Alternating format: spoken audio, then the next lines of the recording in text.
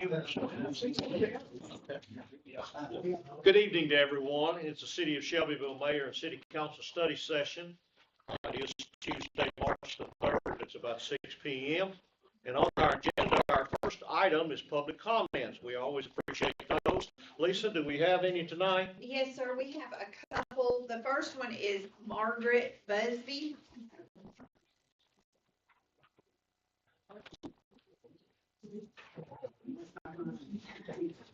Good evening. Ms. Busby, you'll have 3 minutes to make your comment, and the time will start when you start speaking. I'm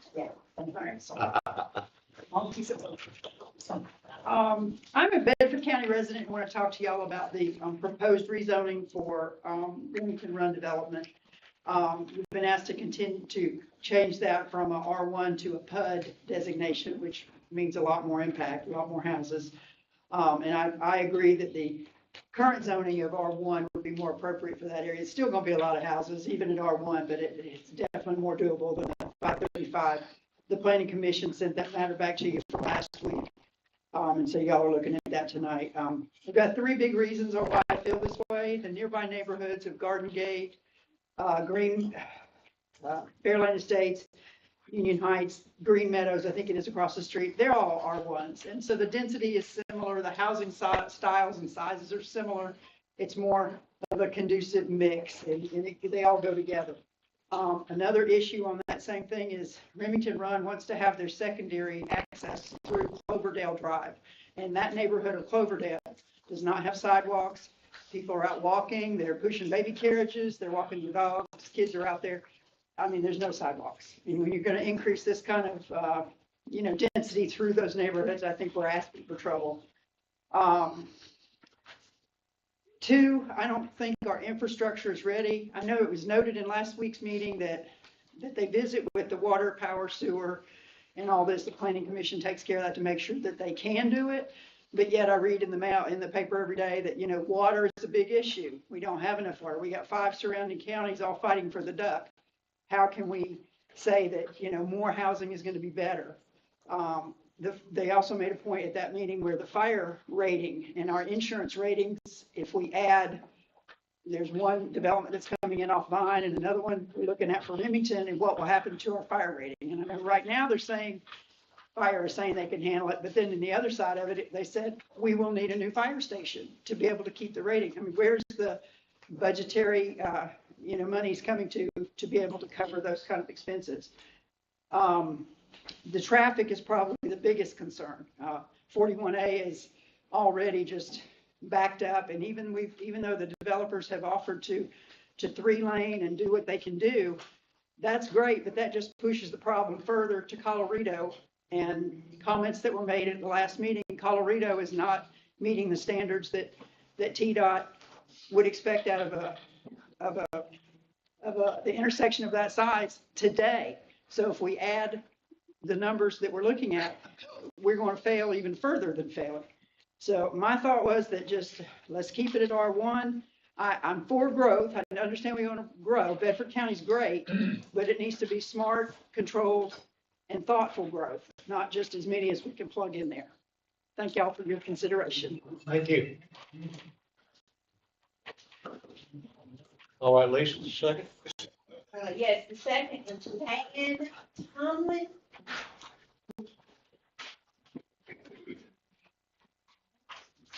No. Hopefully. Good evening. Good evening. Hi. I'm here to talk about our car being parked in the yard on the grass, and we got a letter from codes enforcer. And I've noticed around the city that there are other cars being parked in yards too.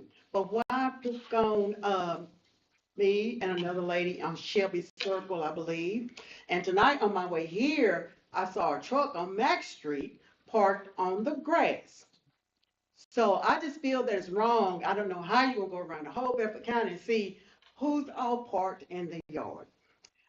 But I just feel that it's not right to pick out certain ones. Okay, so that's why I'm here. I know I see goats, chickens in yards. And houses all scattered around with mess and stuff all piled up, you know. So I just feel like it's not right to pick on certain people. That's all I have. All right. Thank you. Thank you. Okay, Lisa? That's all I have signed up for tonight. Okay. All right. The next item on our agenda is staff reports and our city manager. Scott, would you present that, please? Yes, sir, Mayor. Most of what I need to report on, will be covered. First and foremost, the strategic plan. Y'all have a draft of the plan, and I do want to stress, this is simply the draft. So any tweaks y'all need, we can discuss it later in the meeting. The second big item is we're continuing to move forward on flood pumps. They are actively out to bid right now for the housing of the pumps themselves, and hope to have that to council by the May meeting cycle. Matter of fact, we'd like to possibly have a special called meeting before the study session if the bids come in as expected and agreeable with the budget. Mayor, that's all I have at this time. Okay, thank you, Scott. All right, discussion items, the next item on our agenda.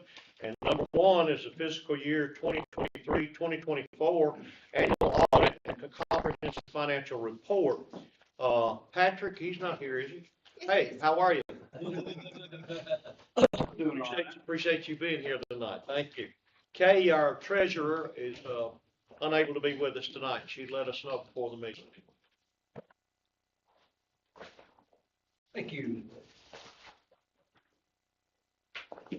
I heard somebody in the gallery back there say they thought that 3-minute ticker needed to go up. Yeah. For me, Harold, I didn't appreciate that comment.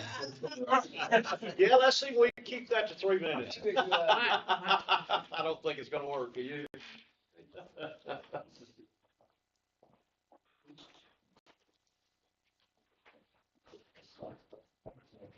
Well, I am Patrick Lau. Yeah, I think you all know me, but I'm gonna give you my card. I just like to be easily accessible. Thank you. Oh, I know how to get you. Yeah. We know how to get you. So you didn't give me. Well, I work with council here. Thank you. I, of course, work here at Wynn Associates here in town. Appreciate you guys using us to do the audit. Do feel free to call me. This is a 104-page report, and I won't be covering, but hardly any of it. So feel free, if you were to peruse it and had a question later, to give me a call or call about anything. Patrick, before you go on, can you give me Councilwoman Noel's?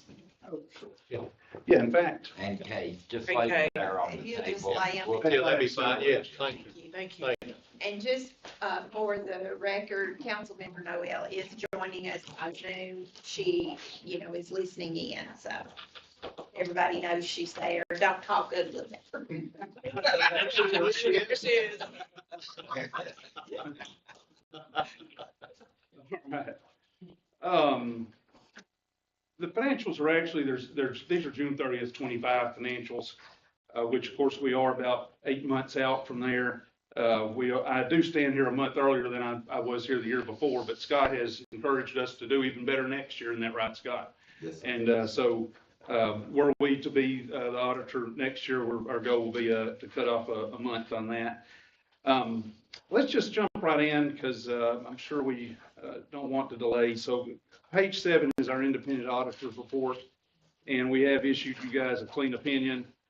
It is an unmodified opinion. Now, what are we giving you an opinion on? Well, we're giving you an opinion on a financial statement, a financial audit. We're not giving you an opinion on a fraud audit or a internal control audit or a compliance audit. We're giving you a clean opinion on a financial audit. So essentially, we're putting our stamp of approval that the numbers are what we call materially correct, and that information that's required by standards to be in here in the back that's all relevant is all in there. We do have the power systems information in here as well. We do not audit the power system, so we do make reference to that fact in our opinion and say, we're not taking responsibility for that. There is one other service we do. We actually do prepare these financial statements. We're the ones who are actually putting these numbers in here. However, that does not take away the responsibility of management for the figures in here. In fact, it has to be that way. We can't audit our own work. This is a common practice of entities you guys size, and we, of course, send a draft to Kay before we finalize it. And I will say she does a very good job. I get a lot of questions from her. It's 100 pages. I'll have clerical errors, and she'll point them out, and I'll tell her, please do, because I want them to be as accurate as possible. Just looking at a few of the numbers in here, turn to page, let's see here, 18.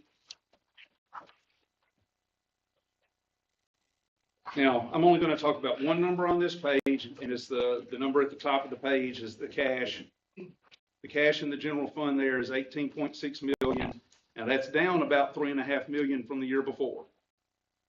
In the second column, we have the other governmental funds, and we're talking about everything from capital fund to hotel motel fund, state street aid fund, all the other funds there. And we see we have $8 million roughly there, and that's up about 3.5 million from the year before.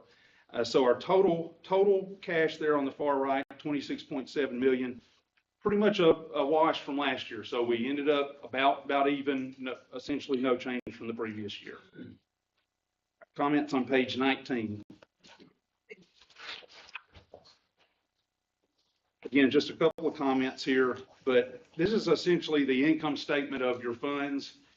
And of course, what's the most important part of an income statement? Well, were we on the plus side or the minus side, right? It's good to know. Of course, in governments, we're not looking to always necessarily be on the plus side, right? We're not looking to make profits in a government. But if we go to the bottom of the page there, the first column is our general fund, and we see the line called net change in fund balance. That's essentially your if you will, your net income. And we see for the general fund, it was a loss of $3,472,000. And our other funds there column was a positive 3.2 million. So for the government as a whole, we were at a quote unquote loss of 250,000, which at $28 million of revenue is, essentially break even for the year. Now we'll mention this, as we see the general fund being so negative and those other funds being so positive. The reason for that was because you transferred over $6 million out of the general fund and into those other funds. And the expectation there was that would be spent, but one of the projects, the flood pump project, really hadn't been fully going. So I think you budgeted about $3 million that you transferred over there, but only say $500,000 was spent at June 30th. So that's kind of why that happened. All right, only a couple more pages here of numbers, but page 21.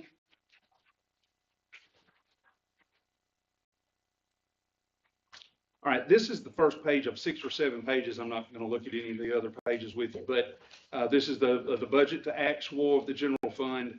And I just wanted to make a comment on the revenues there. We have 4 columns here. I'm looking at the third column, which is the actual column. So I'm looking at the actual numbers, not the budget numbers, the actual dollar numbers. We see our revenues for the property taxes is $9 million. And I just wanted to point out the sales tax. They're your next 2 largest numbers in that column, the 7.3 million local sales, and then the state sales tax is 2.9 million. So our sales tax in the city is now about 10,300,000. So it's about 1.3 million more than property taxes now. Total revenues 26.9 million of your general fund, and that's up about $1 million from the year before. All right, turn all the way to page 33.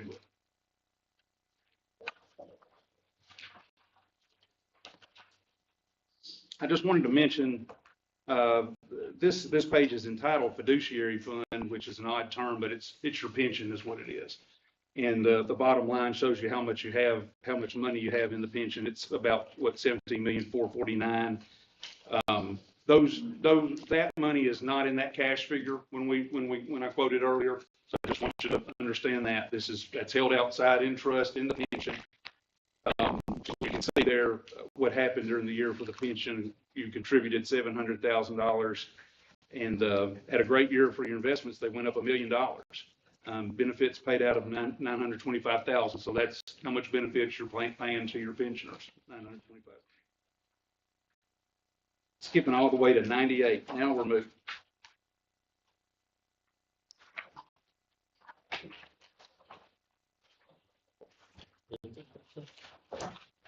I just always point this page out to you because, there's so many grants going on in the city. The total dollars there on the bottom right, 830,000, that's somewhat low for recent years. But look at the number of, that's got to be the most, we're going to have to go to page 2 here pretty soon. So lots of activity and grants. I just wanted to call your attention to that page. And then turning over a couple of pages to page 100.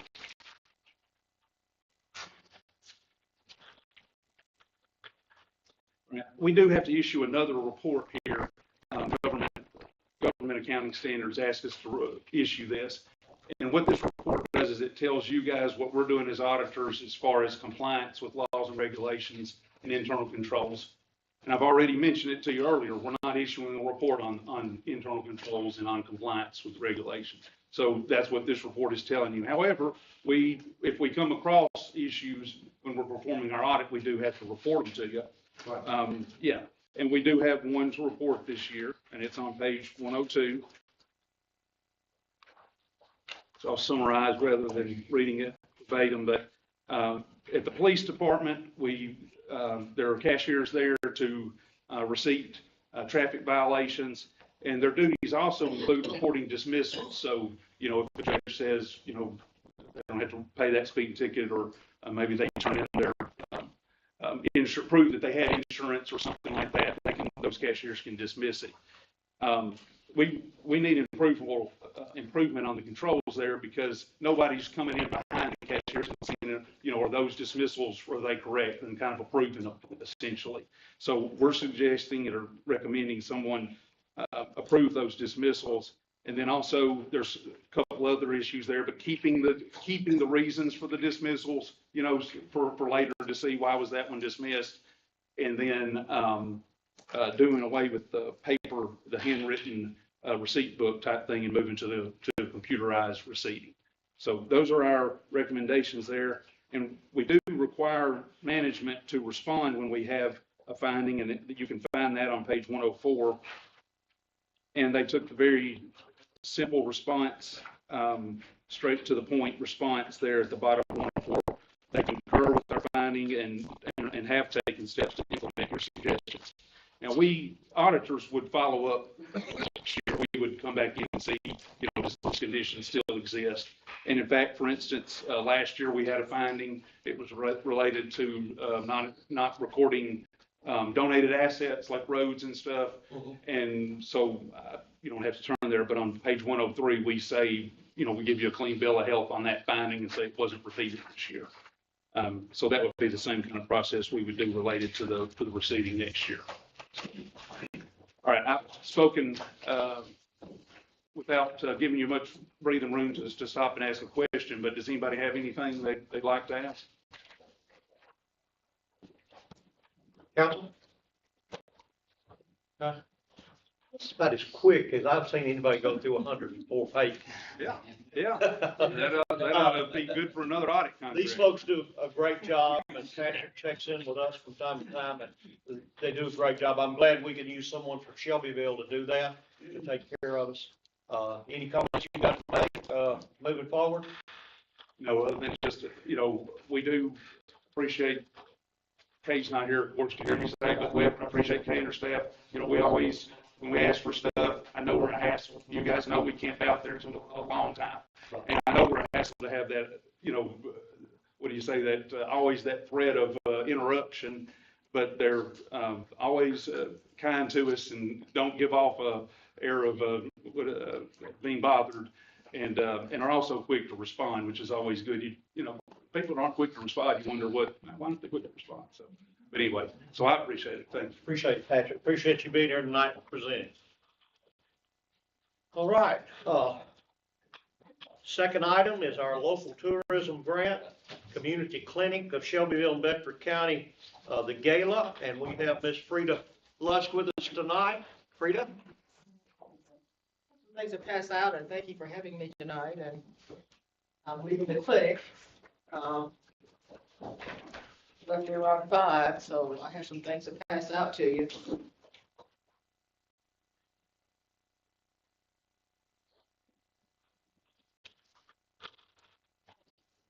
I want to thank you for your donation for last year's gala, and as I stand before you, I'm disappointed because at this time last year, we were sold out.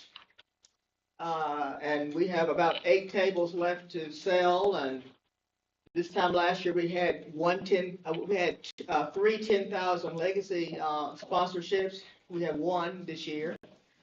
Last year, we had 5 $5,000 platinum, and the city of Shelbyville was one of those 5, and this year we have 1. And so it has been very difficult for us to spread the word about the need for us to support Meharry for their 140th anniversary of being a dental clinic, and to support us because we provide a very valuable service to children. We see children for free in this community, and they come to us without having been to a dentist in their lifetime. We also are, as you can see on this rack card, on the flip side, for the dental clinic, we provide examinations, cleanings, extractions, fillings, x-rays. We see the ages 3 to 18 for free. We give them free partials and free dentures. And you can see on this board here, the difference in their lives and their smiles when they receive those kind of services. Last year, we served 68 pediatric individuals or had that many encounters. We had 959 adults, and we had 134 TennCare. We are now a TennCare clinic for adults and children. So I just wanted to express to you the concern that I have that we will have people coming in from all over the nation on April the 11th. And we just want the support of the city as we support Meharry, because they brought dental care to this community in 2019 with a tractor trailer and a trailer. Right. And since that time, they have been able to help us to have our own clinic. And a lady came in today and she said, I didn't know that we had this in our city. I said, yes, we do. And so we are very proud of our clinic. Dr. Foster had knee surgery last week, so he's not there, but I have increased our dental staff from 2 to 5. We have a dental hygienist now. We have a Hispanic dental assistant, and we have also an administrative assistant. And I feel like that you guys know what we do. Yes. And many of you came to the gala last year, and I just want to thank you for that support. And I'm asking for the same support this year. Any questions for Ms. Love? Appreciate what you do. We do. Thank you. Thank you. We had a question, I guess we should ask it. That's why we brought it in. That's right. Come in real quick, sorry. Yeah, the only reason, and we love what's happening at the clinic, and the city definitely is behind it 100%. The only thing, we just had a question on the paperwork that was turned in, and I think it's just a misunderstanding. It read like what was submitted to us says that the gala is going to generate $57,000 I and hope some that's change. my dream. Okay, that's okay, that's fine. I hope it generates $100,000. $10,000. Yeah. $10,000. So whatever we clear, Meharry will receive half of that. Okay, that was the question. It said 50% for CC, SBC, That's- and Meharry School. So are you splitting whatever the profit is 50-50 between the two? And they come to us twice a month, and they do not receive any money from us Okay. at all. They come and provide this service because we are a teaching site for their 4th-year students. So they are getting ready to graduate in May. Okay. And so they are giving these people free dentures, free partials, and it's just amazing. And they will be here on Thursday. So if you want to come by and say hi to Dr. Gray, she comes every time we have them to come, and we provide them lunch because they leave Nashville at 6:30 in the morning and they may not get back home until that same time that night. So they are committed to this community. Okay, that's great. We just, the way it read. in the Well, that was paperwork my hope, yeah, that we would yeah. have that kind of Yeah, support, but so far it has been difficult, and I'm not a negative person at all. So I think this is a challenge for me to make this a successful event, Mr. Fieldhouse, and I'm just looking forward to seeing many of you there, and you guys have tickets from the mayor, Yeah. VIP tickets, and so we're looking forward to seeing you there that night. How many people are you expecting? You're saying nationwide, or are there a lot of guests that will be, in our hotel and lodging? I'm not sure about how many will be in hotels, but they're coming from out of town. I have two coming from Georgia, myself, from with my family. And so you're looking at people coming from all over the Middle Tennessee area. And they may come to downtown Shelbyville and shop at our downtown location. And it's a beautiful place now for us to shop and to show that we are happy that you're here. Because the reason I mention that is the fact that that was kind of the thing when we actually donated. It was to put the heads in beds. You know, Yeah, I these understand. people will be. I don't know how many will be staying in hotels that night. I'm sorry. I don't have that many on to tell you that. They be spending money everywhere else though. Yeah. Any other questions from Ms. Luck? Thank you, Freeman. Thank you, Josh and Marilyn. Okay, let's move to number 3 on the discussion items, adoption of the strategic plan 2026. Scott, you want to take us through that a little bit? Yes, sir. Thank you, Mayor.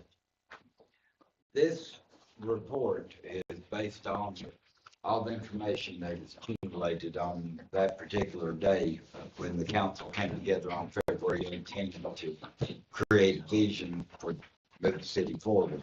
And I used the format that you all probably are accustomed to from MTS and tried to capture all of your priorities, which will start on page 10 is the objectives and initiatives for 2026. And if y'all could just review that between now and next Thursday, and if we need any adjustments, we'll, this is your plan.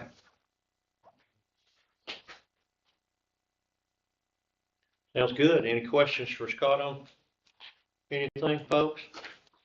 It was about almost a 6-hour session when get this put together. You got to have a plan for the future. If you don't, you'll have chaos. And if you all will recall, the public safety radios came up after one round of voting.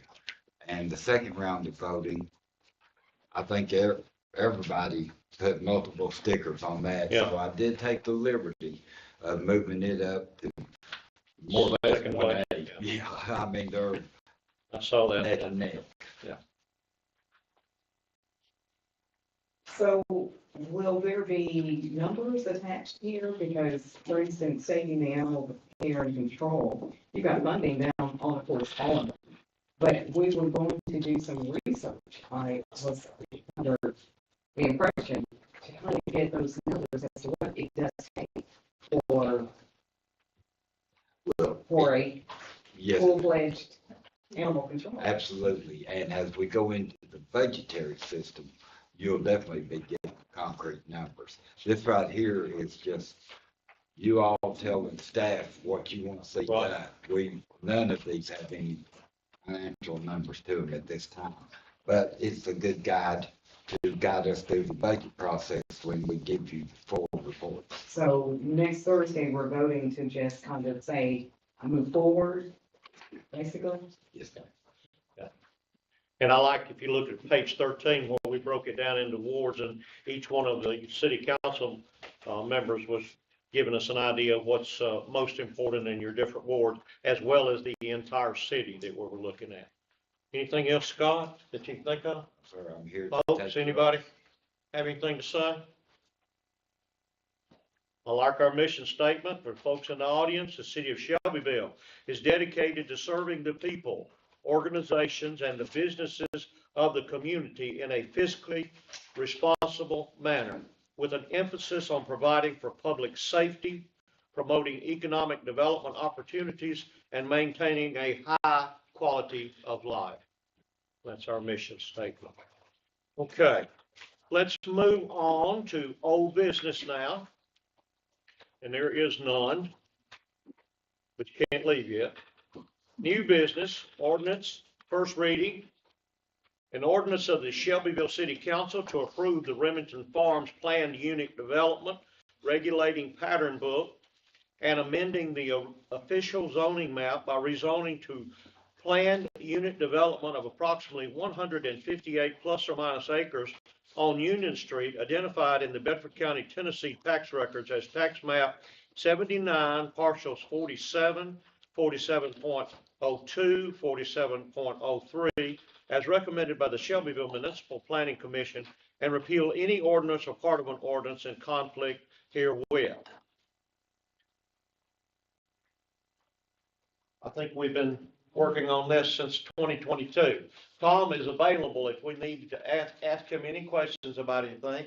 He has the data available for us, and we also have representatives from the company that's developing this.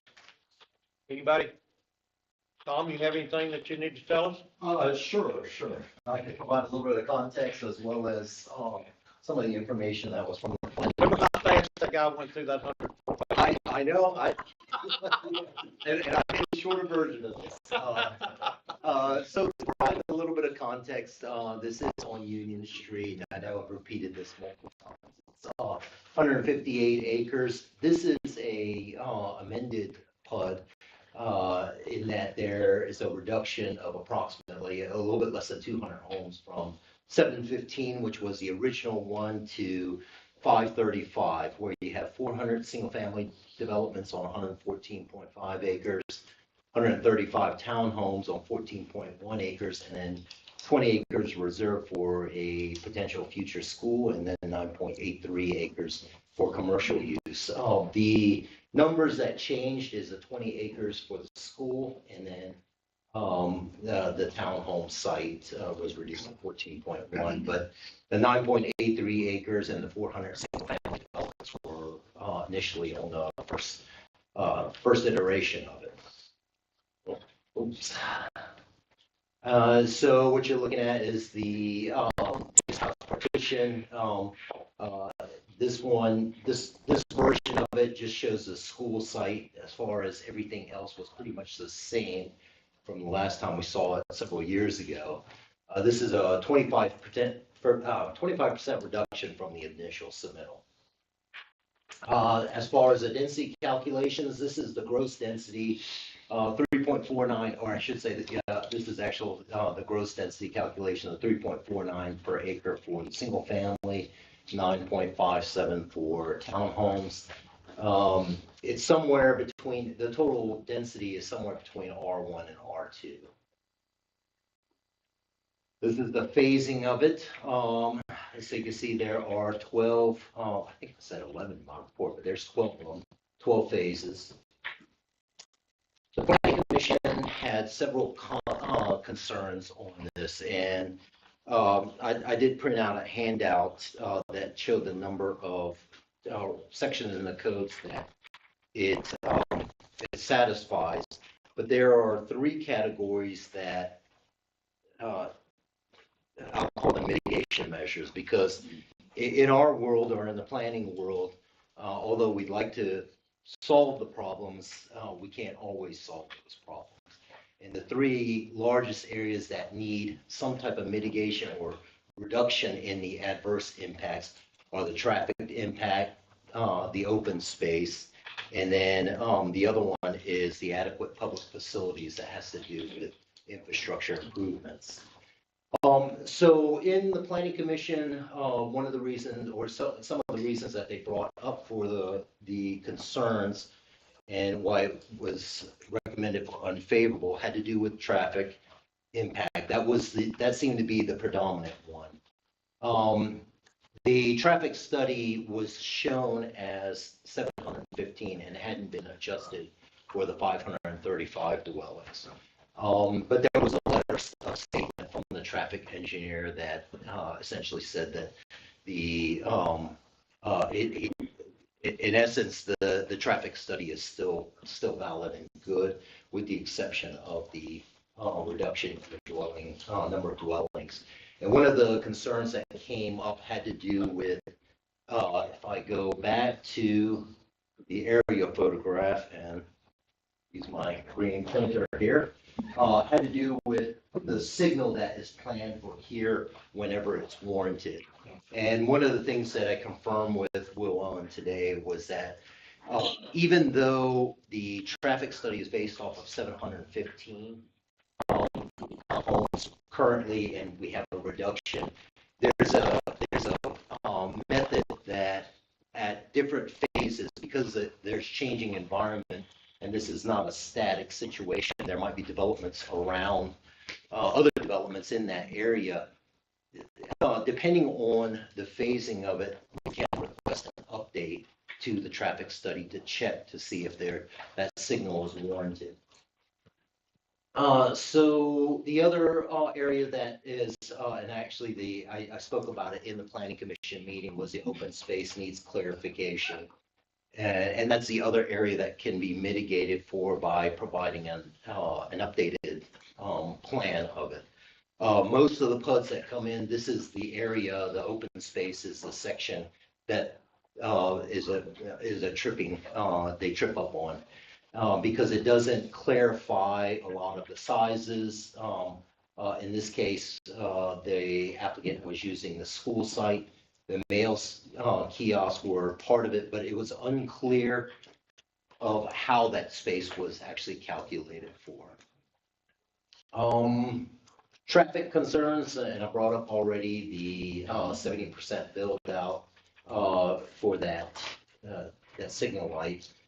And that can be mitigated for by asking for updated signal. You can see these are just the break or part of the traffic study of when that warrant is met, or when basically the signal is justified. This is just showing the internal connections. They're meeting those requirements. Unfortunately, we don't have one to the, this would be the west to Union Station, but there are two subs here. There's a connection on to Cloverdale, and there's Union Street, and then there's this additional stub to the vacant parcel to the east. The plan that actually the slide that I showed in the planning commission showed the one that was in the planning, or sorry, that was in the traffic study, original traffic study. Since then, we have an updated one, and this is the one that the developer has committed to providing additional improvements along from the access of the PUD all the way to Mack Street, the two-way turn lane. And so what I did was I prepared an additional slide, and the reason why staff selected or worked with the developer to select that two-way turn lane is because of the number of intersections that it is helping out. So there's about 10 of them, and these don't include the driveways along there. When you look at from Mack Street forward, these are just a major intersection. There's a lot of driveways in there, and I didn't double count Piggly Wiggly. It's put a one in the middle of it. But there are actually two accesses off of Piggly Wiggly. The other comment that came up is Colorado. Colorado is definitely already stressed. It's at a distressed level. When we were speaking with TDOT in the presentation with TDOT, as well as the developer, this was brought up with Colorado because in approximately 7 years, we're at 70% build out, I believe, or maybe it's at 100% build out. I can't remember which one it was. I think it's 100% build out because that's what the traffic study planned for 7 years. The degradation in the level of service for Colorado would go from an E to an F. So it was definitely a impact on there.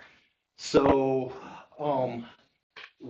of the discussions that was made during that meeting was that it would be difficult for one developer to have to pay for these improvements on Colorado.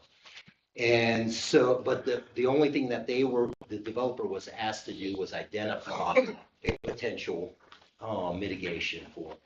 So part of it, and you heard from the grant, the build grant, the city is working on preempting, I guess, the build out period and try to achieve that objective of fixing Colorado before these 7 years. The open space concerns, this is what was provided in the regulating pattern book, and as you can see, there's some holes in the area that are for active as well as for the open space total, as well as the school site being used as the form of open space.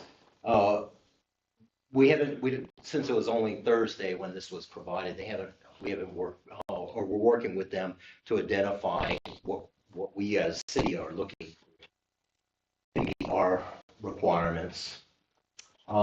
This is another just image of open space. And then I have the miscellaneous information that has to do with history, a little bit of application history. This is probably the longest I've ever seen. Although I've worked on a project that was 19 years long. And then there's the recommendations from the traffic study. And then there's a little bit of architectural as well as the land use map consistency, which we've heard over and over. And I'm sure Councilman Christie would like to hear more about it. That's why I said, Any questions for Tom?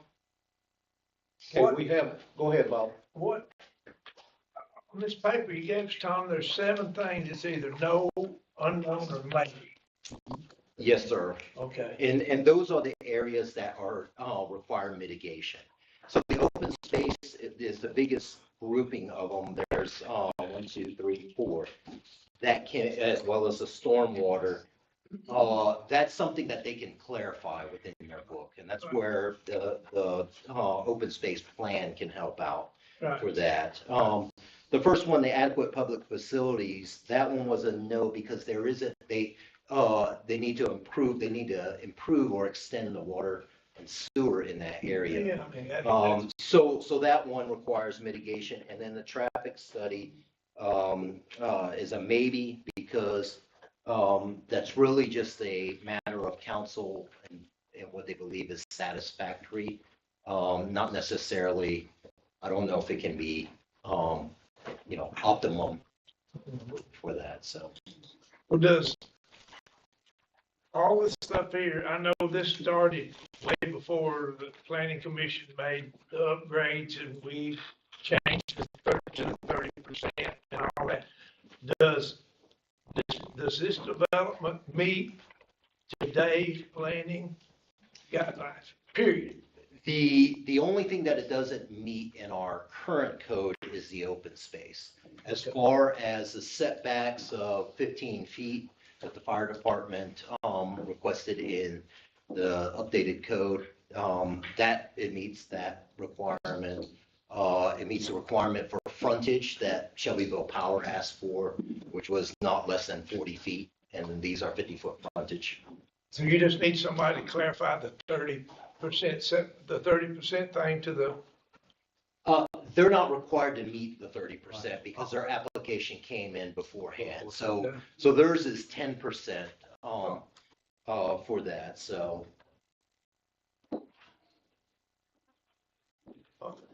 I know the traffic keeps coming up, and these folks, you don't like traffic, but head for the country. Because you pull out, let's just say you pull out, this is going on. There's gonna be traffic, y'all ain't even thought about this. We passed this a long time ago. You get on up to Green Hills, wait and see what's gonna be waiting on you. Cooper's fixing to go 300 houses up there behind the church. 300.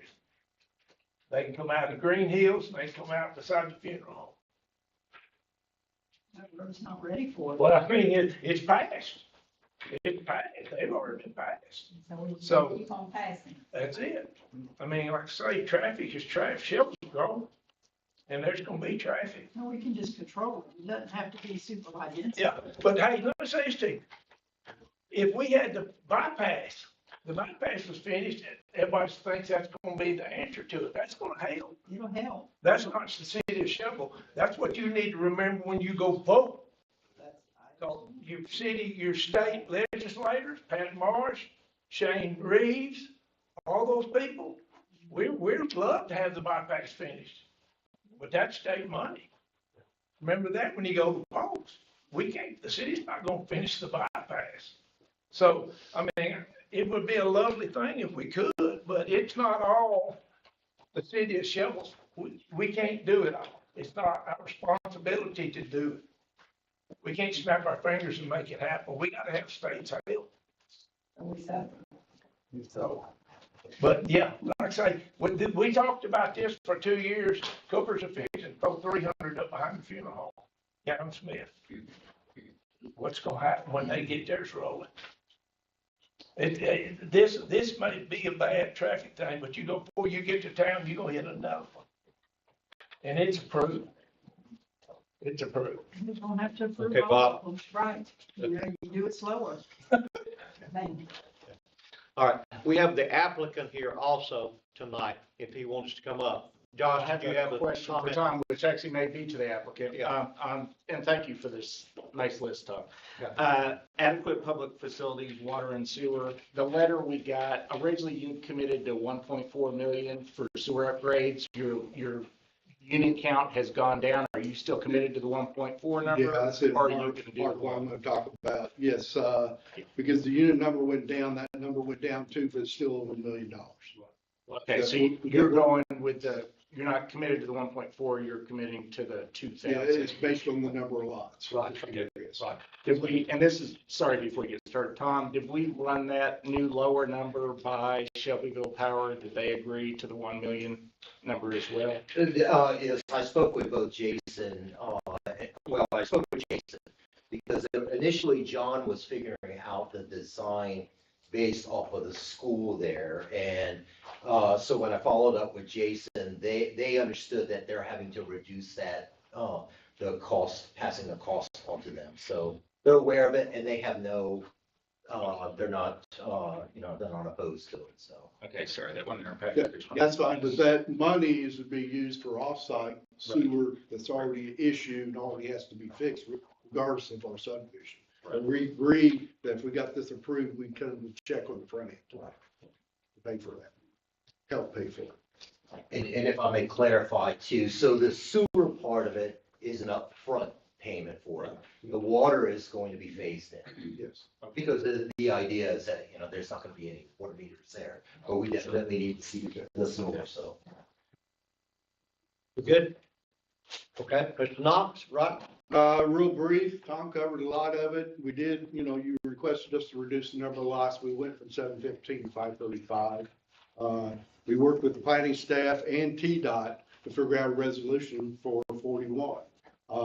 We agreed to do from our entrance all the way to Max Street, which is almost a mile, a center turn lane all the way through there, which is going to help the traffic flow for people turning in and out all the way down through there.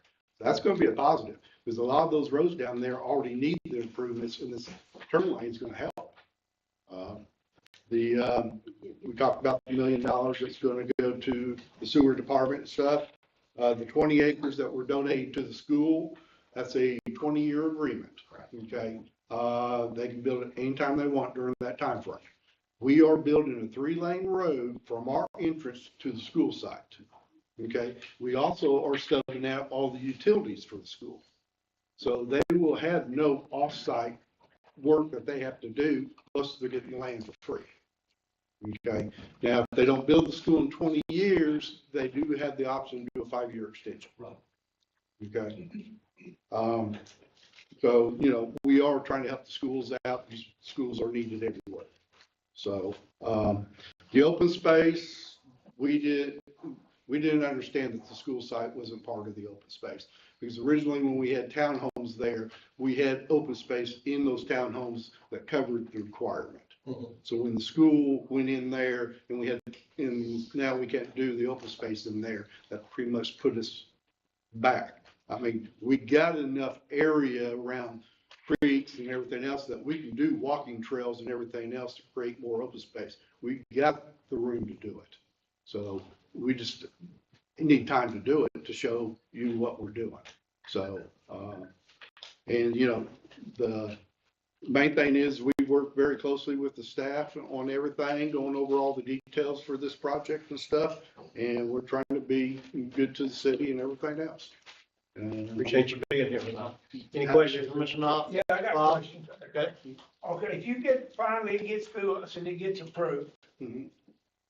the first thing you gotta do is get the site ready, right? I mean, develop the site to have it. Phase 1 and 41 will be done at the same time. Okay, So everything, that 1 mile stretch on 41 is done on the front end. And we're not doing it in sections or phase, we're gonna do the whole thing at once. right. How many houses can you build a year? Depends on sales. Oh, okay. So how fast You're we sell not gonna houses snap and your everything. fingers, there's gonna be 300 houses out there, are you? Huh? You're not gonna snap your fingers, there's gonna be 300 houses overnight, yeah, that's what I thought. So the traffic is gonna be, Schedule. yeah, it's not like pay presto change over 300 houses, yeah. Okay. Anyone else? Thank you for being here. Appreciate it. Thank you. Okay, let's move to resolutions. A is a resolution of the mayor and city council of the city of Shelbyville, Tennessee, authorizing and directing the city attorney to file 2024 tax bills for the collection of all delinquent taxes for that year.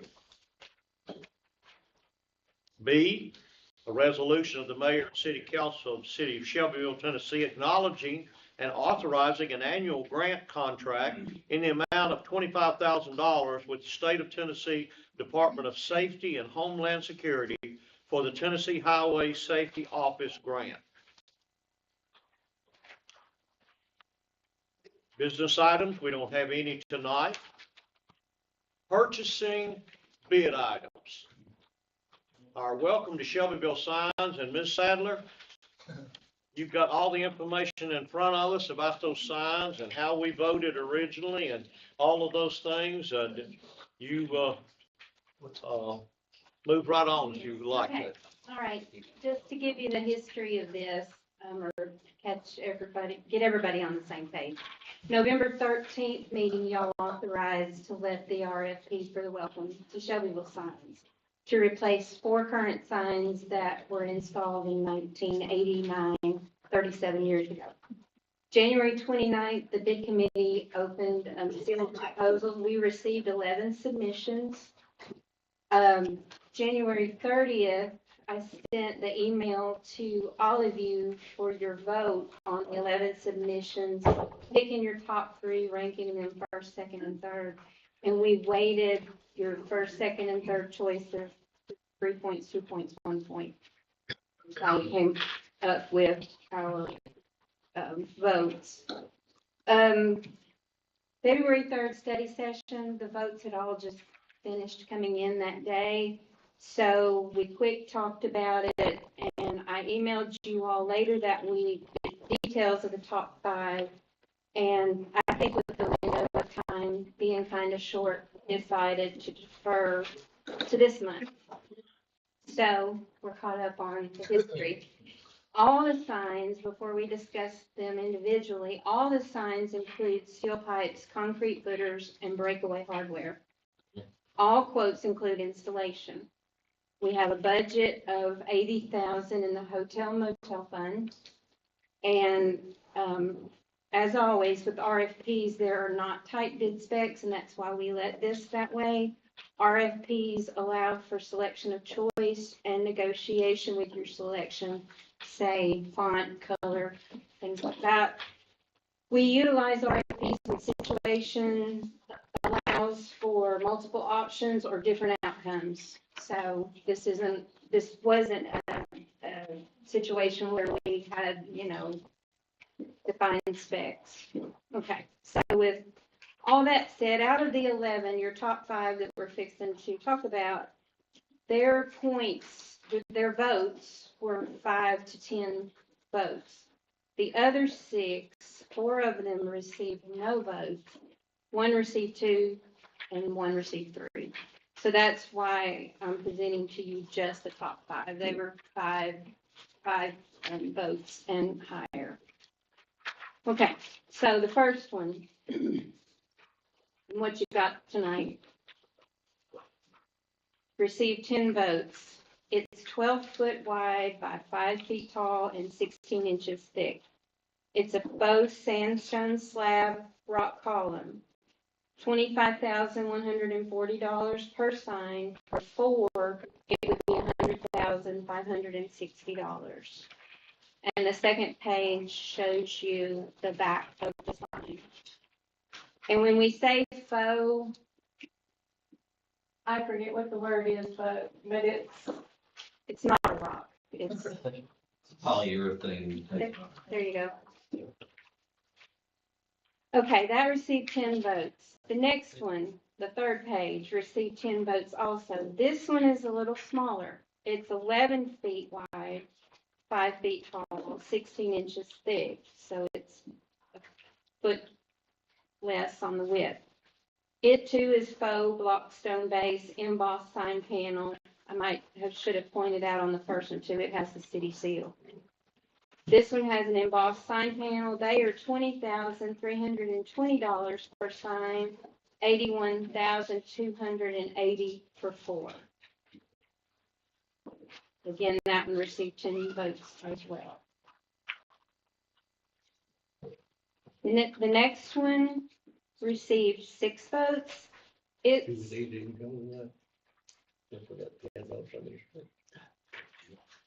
10 feet wide, which is another foot shorter on the width of the first one was 12 foot wide, the second one was 11 feet wide, this one is 10 feet wide, 5 feet tall, 2.3 inches thick.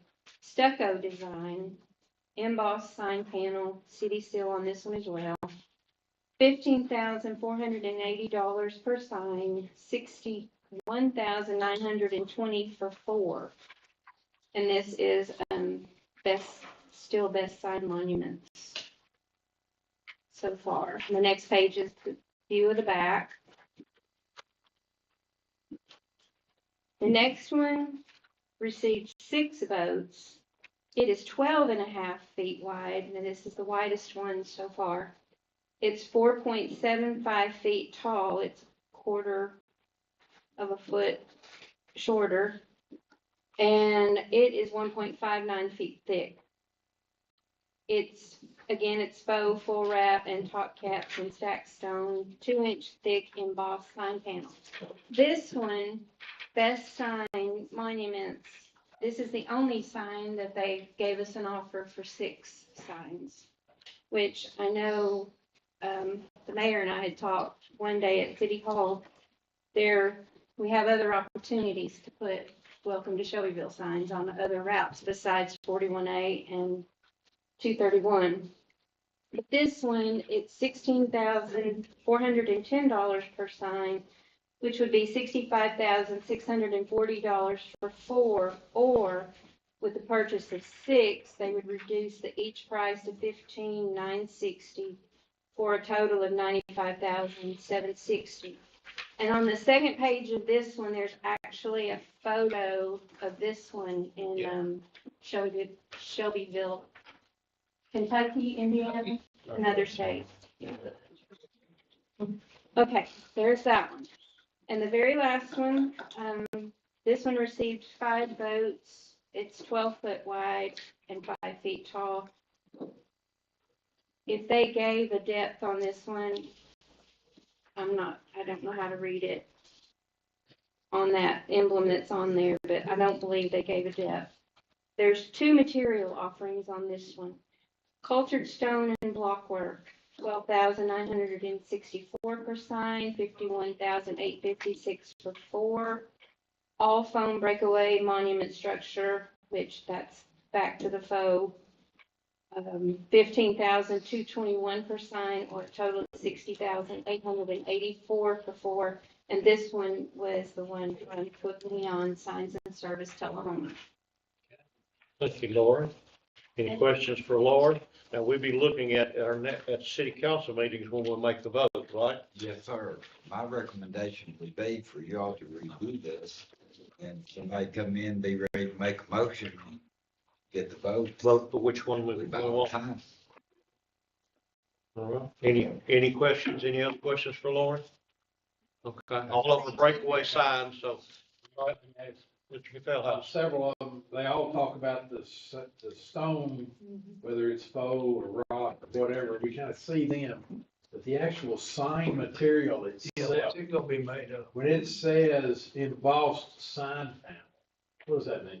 That to me is like any, Lexan, I think would be the proper term. I can verify that with the vendor. But like the inserts of the city hall sign or, Lighting or something on it? I don't think so. I think lighting will be up to us, like with solar lights or something like that. I don't think any of them mentioned lighting. One that bothers me the most, I guess, is the stucco design on the Shelbyville, Tennessee, the one with white, only got 6 votes, it's kind of in the middle of your stack, you know. But on any of them, I don't want to get into a maintenance issue. Right. So it's happened in 3 years, it's green or needing cleaning all the time. That's why I like rock. Yeah. Faux rock, if that's acceptable, I don't know. But for me, the more rock, the better. And something that's classy. I didn't realize we could get 6 of those other signs, but that's kind of where I was thinking. That rock, it's a simple welcome to Shelbyville. It just says, yeah, welcome to Shelbyville. Those other ones that lasted, how many years did you say? 37? 37. And that was one of the questions I was gonna ask our public works director, if he could really look at these details on these signs, especially the top 2 that got those votes, and kind of give us an idea, just like Henry had said, upkeep, or how long we think those things will last. We don't need to be replacing them every 4 or 5 years. 37 years is a good term, even though people call me about the wires missing and this missing and that. It's 37 years, with a bunch of Band-Aids. Yeah. So, Right. when we opened the bids, I mean, we did have an opportunity to talk to, I believe there was one on there, and they've had these signs up 20 years in some places. Okay. And, haven't had a problem with it. Now, could something possibly happen? Of course, a rocket get thrown or something like that. But, if you think of the material in like a spray-in bed liner, that's kind of what this is. Okay, so you're gonna have to really do something to it to damage it. But it does meet all the ASHTO requirements too for crash tests. If a car goes off the road, Good. they're not gonna get hurt worse by the sign because they went off the road. So, they do meet all that requirement. It's high dense foam that is within it. And then the, I call it bed liner. I think that's the easiest thing to figure out, but the bed liner that goes around it that holds everything together and gives it the authentic look. Didn't they say it was the same material that's used on that kiosk we got on the square? Yes. Yeah, So okay. Yeah, we talked about that. Yeah, very good, John. Yeah, that seems to be holding up real good too, so. Okay.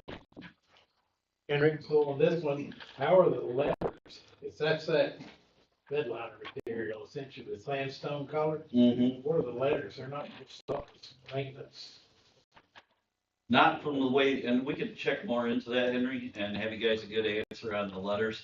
We've talked a little, like the mayor said, I was more concerned about, having to go there and press the sign all the time. Right. And then I was assured that was a park project, but. So after I heard park guy, and I just kind of, let know the letters, we'll check in, and verify exactly what the letters are and what that means. If you can get any of that information to us before we vote next week, that'd be great. Be great. We want it to last a long time and look very, very nice. Okay, any other comments or questions for Lauren? Questions for the vendors while we're reaching out to them on any of the other signs? I have one, sign 1 and 3, I really like the design of sign one, but I don't like that script type on the side.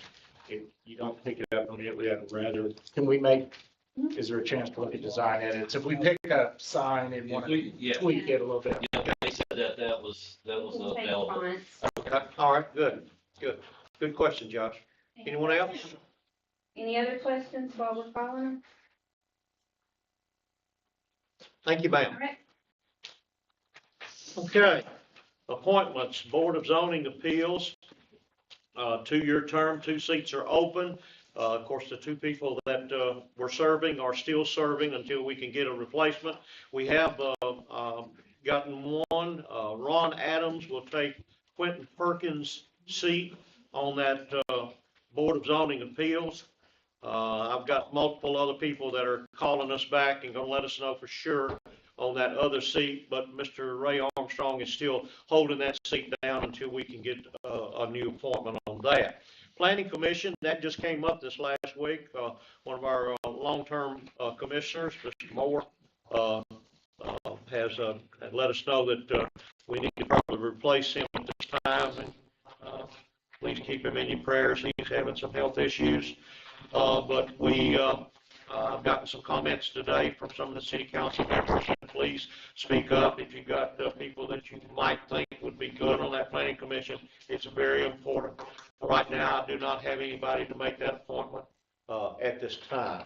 Maybe by next week. Any comments on that? Okay. Other business? Do we have any tonight to take care of? Lisa, anybody? Announcements? Do we have any announcements tonight? Okay. If we don't have any announcements, then, sir, ma'am. So again, the strategic, we are pushing forward to move forward on the strategic, getting information, getting funding numbers and such on all of these things. Yes, this strategic plan guides budget process to an extent. Okay, so in previous meetings, we have also discussed the fact that, for instance, the animal control on what it takes to develop a full department and so those numbers and information should have already been to us. I mean, I'm thinking, at the top of the year, this was like 3 o'clock. Well, I would think The budget process. Go ahead, Scott. Yes, it'll be the July 1, we can go into Yeah. it. And we'll be looking at budget, as we've got a lot of things in that strategic plan that we're looking at, but cost, how much money do we have and can we do it, and those kind of things like that. We'll be doing the budget, pretty quick, getting together on that. But yeah, animal control is one of those important issues. Yeah. And in most wards, I think most of our council here has Right. included code issues and such. And we did have a guest tonight to speak on code issues. Those issues, Right. I think, they lie aside from a lot of the things that we're having to deal with. Yeah. But we also need information and correspondence and conversation all the time in what's going on. Okay. I mean, And Scott and I talked this afternoon about a couple of the codes issues that we've got multiple years and years of violations, and we're gonna have to take some appropriate steps, and it's difficult, but we're gonna have to do it in some of those cases. So we talked about that this afternoon. Any other business? Thank you, Marilyn. Anyone else? Let's adjourn.